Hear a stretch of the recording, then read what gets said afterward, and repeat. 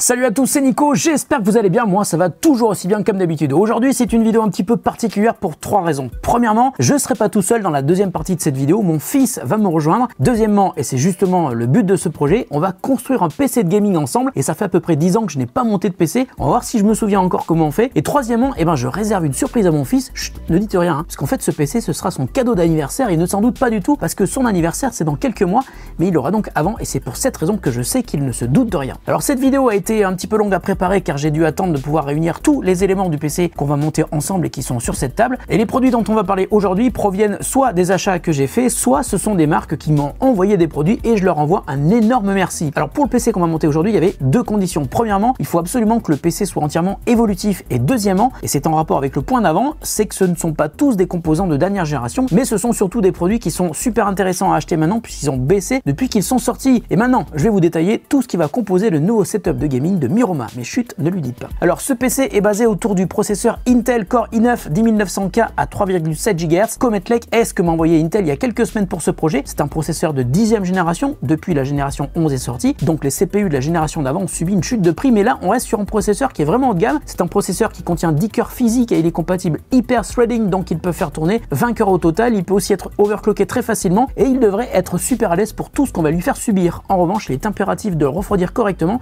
et c'est pour ça qu'on a choisi un bon système de water cooling, on en reparle un peu plus tard. Alors le processeur c'est un socket 1200, il fallait donc une carte mère compatible et à la hauteur. On a choisi la Gigabyte Aorus Master Z490, c'est une carte mère plutôt haut de gamme. Alors il y a un système de refroidissement qui est intégré, qui est hyper impressionnant. Il y a aussi 4 slots DDR4, 3 slots PCI Express dont un en 16X et c'est sur celui-là qu'on va brancher la carte graphique. Alors pour les barrettes de RAM, il nous fallait de la DDR4, donc pour la marque on a choisi PNY, c'est une marque que j'aime beaucoup, ils font des produits qui ont toujours un très bon rapport qualité-prix. Et puis pour le modèle précisément pour notre PC, on a choisi les XLR8 Epic X à 3600 MHz et on a pris 2 kits de 16 pour être tranquille. Alors ensuite pour la carte graphique on s'est posé plein de questions. Est-ce qu'on craque pour les dernières générations de cartes graphiques? Est-ce qu'on part sur AMD ou Nvidia? Est-ce qu'on part sur un modèle plus abordable mais qu'on pourra sans doute changer dans quelques mois? Et quand les prix des dernières générations auront bien baissé, ça pourrait être intéressant. De toute façon, au moment où on avait choisi, il y avait une totale pénurie sur les tout derniers modèles. Donc on a joué la sécurité et puis on est parti sur une carte MSI à base de AMD Radeon RX 5600X Gaming X. C'est une carte qu'on trouve maintenant à un très bon prix et qui a l'avantage d'avoir 3 sorties DisplayPort, une sortie HDMI et un système de ventilo super silencieux. Alors pour le stockage, j'ai pas réussi à me décider. Au début, je voulais partir sur un SSD et un gros disque dur et finalement, j'ai décidé de splitter en 2 SSD et Intel a été super sympa. Ils m'ont envoyé 2 SSD de 1 Tera chacun. Mais je vous l'ai dit, c'est un PC qui est évolutif, donc on verra plus tard. Soit on rajoute un autre SSD un peu plus gros, soit un gros disque dur pour stocker plein de données. Mais là, on part déjà avec 2 SSD au format NVMe. Ça ira super bien pour commencer. Alors ensuite, on a cherché un boîtier sympa qui nous permettrait de bien voir l'intérieur, mais je voulais pas un boîtier noir parce que c'est pas très lumineux et puis je voulais un boîtier qui soit pas trop gros et pour le coup on a repéré le NZXT H510 Elite et la marque nous a d'ailleurs proposé de nous envoyer le Kraken X53 avec. Et il reste un dernier truc, c'est l'OS. Là c'est pas compliqué, on a acheté une licence de Windows 10 sur Amazon. D'ailleurs pour tous les produits de cette config, je vous mets des liens dans la description de la vidéo s'il vous intéresse. Voilà pour la présentation de notre config, je reviens cet après-midi avec mon fils. Chut, ne dites rien, il me tarde vraiment de voir sa tête quand il va découvrir qu'on monte son nouveau PC. Et je sais ce que vous êtes en train de vous dire, non je suis désolé, je ne peux pas vous adopter, j'ai déjà une fille et un fils et je vous assure que ça suffit largement. Allez, on se retrouve dans un instant pour monter le PC, juste derrière avec Miroma. Salut Miroma, c'est toi qui as fait l'intro, ça va? Ça va et toi? Ouais, écoute, merci beaucoup de venir m'aider à monter ce PC. Je sais que tu avais très envie de le monter avec moi et puis surtout tu n'as jamais fait ça vraiment. Et puis je pense qu'il y a des gens qui vont nous regarder, peut-être que eux non plus n'ont jamais fait ça, ça peut aussi les intéresser. À ton avis, quelle est la partie la plus importante quand on choisit les composants pour un PC? Déjà ça va être le processeur. Et avec le processeur aussi, il faut choisir la carte mère parce qu'un processeur ne marche pas sur toutes les cartes mères et inversement. Le processeur qu'on a ici, donc comme je l'ai dit en intro, c'est un i9 10e génération. Comet Lake S, ça c'est le socket et il faut donc une carte mère adaptée et là c'est la Aorus Z490 Master de Gigabyte. Et sur cette carte mère, on va aussi mettre des SSD, ça c'est pour le stockage du système et des jeux qu'on va installer dessus. C'est un format qui est pas comme celui que nous on connaît à la maison en général, qu'on branche sur un port SATA, c'est format NVMe. Ensuite, l'autre élément important, c'est quoi sur le PC de gaming? La carte graphique. Ouais, la carte graphique, ça c'est une MSI, c'est une AMD Radeon RX 5600 XT Gaming X. On va aussi mettre évidemment des barrettes de RAM. Là, on a des XLR8. Donc XLR8, c'est la gamme gaming de PNY. Et tout ça, on va l'installer dans un magnifique boîtier de NZXT. C'est le H510 Elite. Et il est Très très beau, t'as vu? Il y a des trucs RGB un petit peu partout. D'ailleurs, je crois qu'il y a aussi des LED RGB sur la carte mère, mais aussi peut-être sur la carte graphique, ça on va le voir tout à l'heure, et aussi peut-être sur les barrettes de RAM, je sais pas. Ça va être un petit peu sapin de Noël ce PC de gaming. Et puis le dernier truc, hein, c'est le water cooling. Et alors le water cooling, ça sert à quoi, Miroma? Le water cooling, ça sert à refroidir le processeur, voilà. Et ça fait moins de bruit évidemment que si on mettait des gros ventilos. Et puis un autre truc aussi qu'on n'a pas ici, c'est l'alimentation qu'on a récupérée sur un ancien boîtier à nous. C'est une alimentation Corsair 850 watts. Et puisqu'on parle de Corsair, on a aussi acheté de la pâte thermique. 650 watts. Combien? 650. Non, 850. 650. Tu paries? On parie. Allez, on parie. On parie. On parie quoi? Un McDo. Un McDo, d'accord. Allez. Moi je dis que c'est une 850, toi tu dis que c'est une 650, d'accord, ok. Et puis on a aussi de la pâte thermique Corsair qui va nous permettre d'isoler le processeur. Je crois qu'on a tout détaillé sur ce qu'on va faire. Je te propose qu'on passe tout de suite sur la table de tournage, commencer le montage, ok? Ok. Allez, c'est parti. Bon, ben on y va? Un petit peu peur ou pas? Un petit peu stressé. Juste avant de continuer, je voudrais juste montrer un truc. Ah, le goût de la victoire. Tu me dois un McDo. Alors, on va commencer par ouvrir la carte. Carte mère. Allez, la carte mère, c'est parti. Oh, allez, vas-y, fais-le. J'ai tellement peur de casser en fait. Moi, c'est cette angoisse. Attention. Je sais pas s'il y a autre chose. Ah oui, il y a plein de choses. Des jolis autocollants Aorus. Ils sont pour moi. C'est vrai? Oh ouais. T'es gonflé quand même. Il y a une masse incroyable de câbles. Regarde tous les câbles qu'il y a. Là, je suis totalement largué. Hein. Ça fait longtemps que j'ai pas monté de PC. J'espère qu'on va y arriver. Un scotch en dessous, j'arrive pas à le défaire. Ça, c'est parce que tu fais pas assez d'unboxing, mon pote. Fais attention. Ça va aller? Paniquer. Mais non, faut pas paniquer. Par contre, elle est bien lourde. Hein. Attention. Magnifique. Attends. Mets ton micro,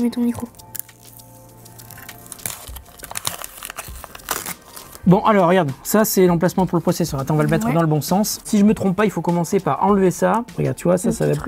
La petite brochette. C'est une broche ou une brochette? Voilà, c'est là qu'on va mettre et on met le processeur. Ah, attends. Ouh, joli. Oh. Doucement.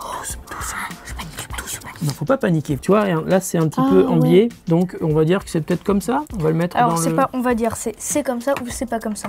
Ça a l'air bon là? Ouais. Ton avis? Donc, du coup... Vas-y, referme.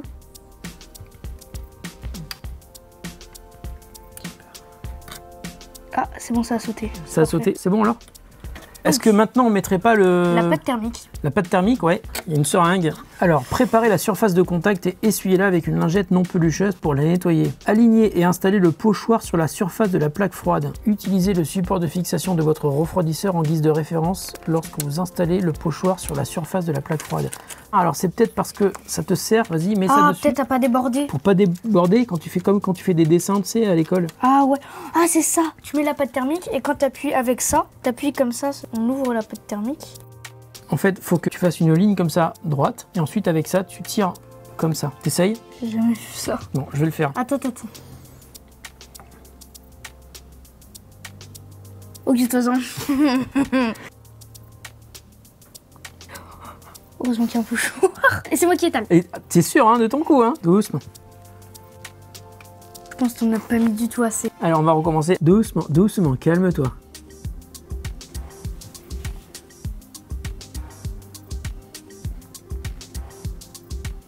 Pas mal. Il me semble après, il faut appuyer genre comme ça, histoire que ça se répartisse bien. Mais moi, à mon époque, on faisait pas ça avec la pâte thermique. Tu mets un coup de pâte, et puis hop, c'est bon, après tu dégages quoi. Mais non, regarde, parce qu'en faisant ça, ça enlève tout. Regarde, ça enlève tout. Oh merde. Bah non, c'est bon. Tu penses que c'est bon? Ouais. Ok, bah d'accord. On va juste un peu nettoyer avec le médiator. Maintenant, on va passer à la mémoire vive Accelerate de PNY. Ce sont des kits de 16, il y en a deux. Dans chaque kit, il y a donc 2 barrettes de RAM. Donc il y a des barrettes de 8 Go. Ça fait combien en tout? Deux kits de 1632. Voilà, elles sont belles, elles sont belles, lourdes. elles sont RGB. Alors, tu sais comment on met de la RAM ou pas? Faut ouvrir les petits locks. Les petits locks, hop, comme ça, on va tous les ouvrir parce qu'on a 4 barrettes à mettre. Il y a un détrompeur, c'est-à-dire que tu ne peux pas les mettre dans le mauvais sens. Hein. Donc on va commencer comme ça. Voilà. T'en as mis un, tu sais dans quel sens mettre tous les autres. Il ne faut pas appuyer au milieu, hein, il faut appuyer de chaque côté. Voilà. Ça a bien cliqué? Oui, ça a bien cliqué. Voilà, la RAM c'est fait, c'est magnifique. Bon, maintenant on passe au SSD et ce sont des SSD qu'on va brancher sur la carte mère, sur un slot qui est prévu pour. Donc ça se met où, à ton avis, le SSD au format NVMe? Alors je pense qu'il faut dévisser ces petits trucs. Voilà, il faut dévisser. Bah non, ça c'est les ports PCI Express, ça c'est pour la carte graphique. On va dévisser le capot pour installer les deux SSD. Regarde, M2 et M2. Donc là, ça veut dire qu'il a un slot ici, un slot ici. Tu vois, le premier se met là. Ça, il faut l'enlever. Il y en a un qui va en dessus. Un qui va en dessous et un qui va en dessus. Non, là tu le mets dans le sens, dans le mauvais sens. Voilà, ça a l'air d'être bien. Comme ça, on va faire ça comme ça. Ici, là, ça colle. Mettre les vis. Faut mettre les vis d'abord. C'est hyper minutieux. Hein. Voilà. Là, le truc est bien fixé et on va remettre ce truc-là. Et avant de remettre ce truc-là, on enlève... Vas-y, enlève le truc bleu. Voilà. Je pense qu'on est bon là. C'est bon, c'est vissé, regarde, tu vois. Ça a l'air d'être bon. C'est bon pour le numéro 1. Allez, on attaque le numéro 2. Alors, le numéro 2, il doit être dessous celui-là. Donc là, c'est une plaque. Tu vois, il y en a juste... 1, 2, 3. On peut mettre 3 SSD. C'est la classe quand même. Donc là, on va enlever la vis. On va enlever... le truc bleu. Vas-y, décolle-le. Voilà. Voilà, on le remet. Là, je vais revisser ici. Et on va remettre le petit capot. Et les deux plus grandes, c'est celles qui sont ici. T'as enlevé la bande bleue?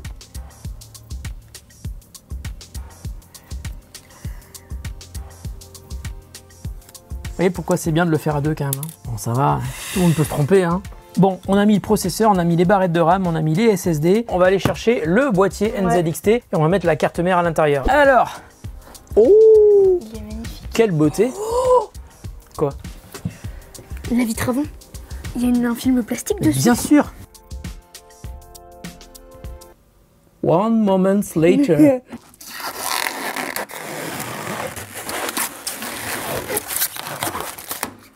Attends.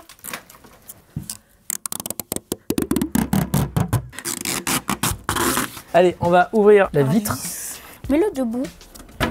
Ah bah. Wow. Là, tu as les deux supports pour fixer le processeur par rapport au slot qu'on a, soit Intel, soit AMD. Alors, je sais pas lequel c'est, mais on va retourner la carte mère, ouais, parce que ça se passe de l'autre côté. Eh, c'est hyper lourd en fait. Waouh.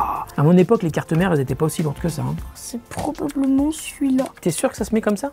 Ouais. Tu avais raison, hein, il faut bouger les petites vis pour que ça rentre pile en face. Ah. On est bon là? Quasiment. On est bon.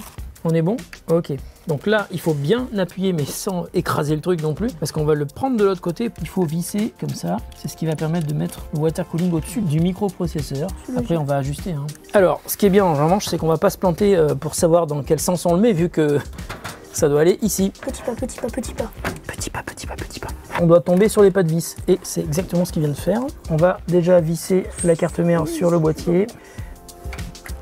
Bon, là, j'avoue qu'on va devoir faire une pause de quelques heures, quelques nuits même, quelques jours, parce qu'on est mort de fatigue et c'est pas aussi facile que j'imaginais. Hein. Au début, je t'avais dit quoi? Qu'on mettrait 15 minutes. 15 minutes pour monter le PC, mais parce que c'était mon souvenir de monter un PC quand il n'y avait pas de water cooling, genre jadis, tu vois. Jadis. Mais là, franchement, on a sous-estimé la difficulté du truc. Donc on va faire une pause pour l'instant et puis on attaquera le water cooling mercredi, d'accord? Ok, ça me va. Allez, à tout de suite, juste après ça. Ça y est, on est de retour.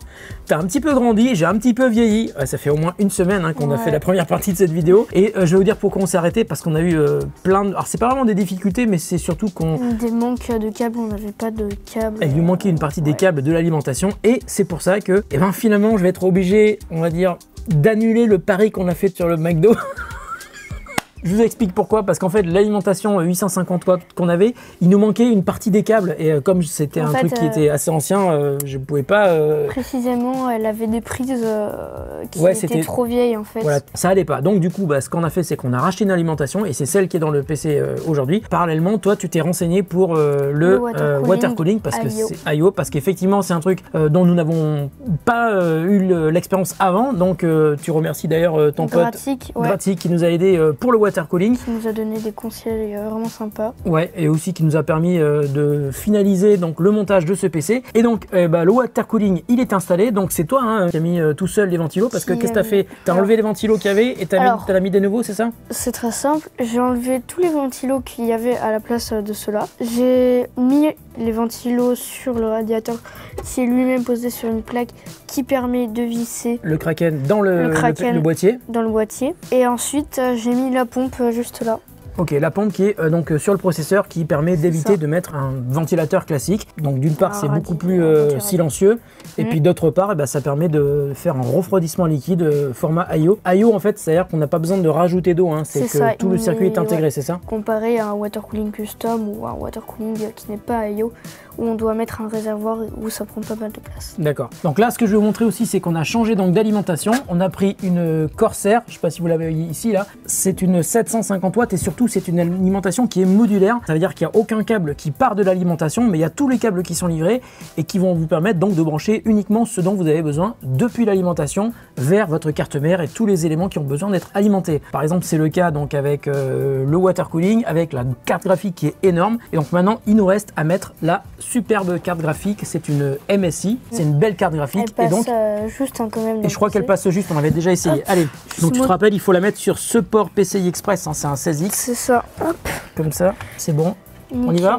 On y va, hop. Voilà, hop, le petit clic, on a entendu le petit clic, donc c'est bon. Les câbles qui viennent de l'alimentation, ils sont là. Tous ces câbles, on va les brancher sur la carte graphique. Et de l'autre côté, on a le même genre de prises qui vont vers l'alimentation. Voilà, on a tout branché, normalement on est bon. On va juste mettre les vis pour fixer la carte graphique. Je te laisse remettre la deuxième si tu veux. Oui. Vous aussi embarquez votre fils pour monter un PC de gaming, c'est assez rigolo comme expérience. Ouais. Ça vous prendra plusieurs jours hein, si vous ne savez pas quoi faire un mercredi après-midi jusqu'au mercredi après-midi suivant. Voilà, c'est un exemple d'occupation familiale intéressante. Ok, on est bon. Alors juste un détail, on a enlevé le ventilateur qui était ici, qui était en haut, parce qu'en fait avec le water cooling, avec le ventilo qui est ici, ça fait quand même beaucoup de ventilo et à mon avis c'est pas la peine d'avoir un ventilo ici parce qu'il y aura beaucoup moins de chaleur ici. En revanche, on garde les trous bien sûr pour permettre à l'air de s'évacuer de manière assez normale. Bon voilà, Miroma, je crois qu'on a terminé finalement le montage de notre PC de gaming. Maintenant, qu'est-ce qu'il nous reste à faire? À remettre la vitre et à le tester. Il faut d'abord mettre en bas. Hop. Enfin, arriver à la mettre en bas. Ça y est, je l'ai mise, c'est bon. Tu le refermes? Ouais. Vas-y, c'est là.